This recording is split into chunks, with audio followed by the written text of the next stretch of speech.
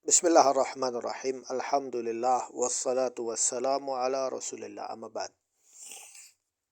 Di video kali ini saya ingin membahas tentang fenomena yang beberapa hari ini viral di media sosial, di Twitter X, di Facebook, dan di media sosial yang lainnya, yaitu tentang THR ya. THR yang diambil dengan paksa ya. Diambil dengan paksa, kemudian dan turunan-turunannya ya. Kalau THR itu diberikan dengan sukarela ya itu tidak apa-apa, kalau itu sudah sesuai dengan haknya. Namun kalau THR itu diminta dengan paksa ya, dengan ancaman ini dan itu, berarti itu masuk kategori al-maks. Al-maks itu dalam bahasa Arab ya, yaitu pungutan liar ya. Pengambilan harta kepada seseorang untuk kepentingan diri sendiri dan oknumnya ya.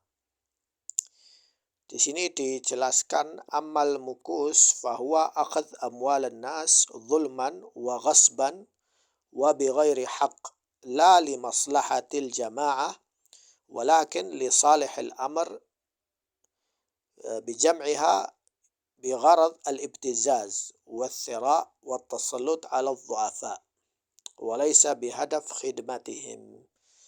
Jadi al-maks itu uang pungutan liar itu diambil dari orang-orang secara paksa, secara zalim dan paksa, dan tanpa alasan yang dibenarkan, dan bukan untuk tujuan komunitas ya, kepentingan komunitas, tetapi untuk kepentingan perorangan dan komplotan tertentu ya. Dan itu digunakan untuk mengancam ya, dan juga untuk menambah pundi-pundi kekayaan dan kekuasaan untuk menindas yang lain, orang-orang lemah, terutama orang-orang lemah. Dan juga bukan untuk khidmah. Khidmah itu untuk membantu mereka. Misalnya ada orang minta pungutan untuk memperbaiki jalan, nah itu tidak masalah. Atau pungutan untuk menjaga lingkungan, nah, supaya tidak terjadi kejahatan, nah itu mungkin masih tidak masalah ya. Karena itu amanah. مثل ما يقوم به بعض الأشخاص اليوم الذين يطلق عليهم اسم فارض الإتاوات أو عصابات الأشرار أو قاطع الطرق. Jadi seperti orang-orang yang menamai mereka secara umum hari-hari ini ya, faridil itawat. Faridil itawat itu maksudnya orang yang pungli ya, mengambil, mewajibkan suatu pungutan. Au isabah al-ashrar. Isabah itu artinya komplotan, asyrar para penjahat ya, preman ya, bahasa Indonesianya. Au qati'it turuq, dan juga tukang palak ya. Qati'it turuq yaitu orang yang memotong jalan dan meminta tarif ya. Misalnya ada truk lewat ya, mau bawa muatan, nah itu dihalangi, tidak boleh jalan. Kalau tidak bayar tidak bisa jalan. Nah ini 3 praktek ini yang diterapkan di Indonesia ya, dan semua orang tahu ya. Bagaimana hukumnya dalam syariat Islam? Ya kalau orangnya tidak muslim, saya tidak ada urusan ya. Tapi kalau orangnya muslim, dan saya lihat rata-rata yang melakukannya orang muslim ya, yang ngaku sebagai muslim. Yu'tabarul maks min kabair fil Islam. Jadi meminta pungutan liar dengan paksa, meminta THR dengan paksa tanpa ada hasil ya, dengan paksa, dengan penuh kezaliman, itu termasuk dosa besar. Kabair itu dosa besar ya. Fal maks ya'khadh ma la yamlik wa ya'tihi liman la yastahiq. Jadi dia mengambil dari orang-orang yang pas-pasan ya, kemudian dikasihkan kepada orang-orang yang tidak semestinya dikasih. Misalnya ada orang nganggur, habis itu minta THR ya, ngirim surat ya, atas nama ormas atau atas nama orang-orang tertentu. Kalau tidak dikasih maka orangnya dihajar, dizalimi. Walihada waradat ahadits 'an Nabi Muhammad sallallahu alaihi wasallam yanha fihi 'anil maks. Jadi Rasulullah melarang, mengharamkan maks, ya.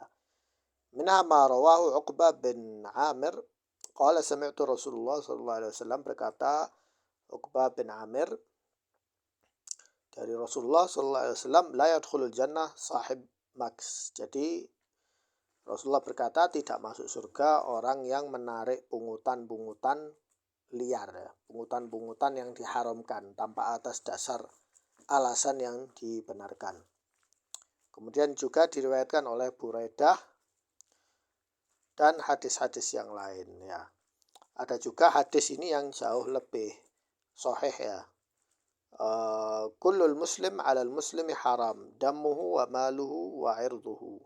Jadi masing-masing muslim itu diharamkan atas muslim yang lain. Jadi atas muslim yang lain kita haram untuk mengambil darahnya. Darahnya itu tidak boleh kita membunuhnya, haram. Wa malihi, dan juga hartanya, ya. Dan irdihi, dan kehormatannya, ya.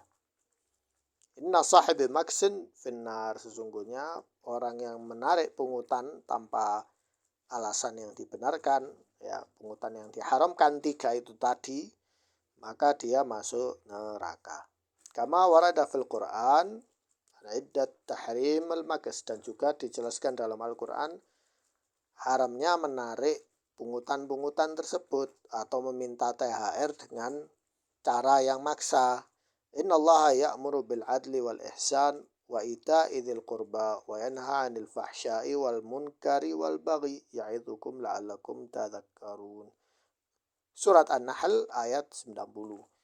Ini yang sering kita dengar di khutbah Jumat, ya. Kita sering dengar ayat ini, tapi orang nggak paham. Sesungguhnya Allah Subhanahu wa Ta'ala memerintahkan bil adil. Adil itu untuk melaksanakan keadilan, menegakkan keadilan. Wal ihsan, berbuat baik. Wa ita idzil qurba, ita itu menolong orang-orang kerabat, ya. Kerabat terdekat itu dibantu. Wa yanha 'anil fahsya'i wal munkar, dan melarang dari segala bentuk kekejian dan kemungkaran. Hal-hal yang keji itu apa? Zina, menyebarkan link-link video porno, dan juga menyebarkan foto-foto yang nggak benar itu, ya.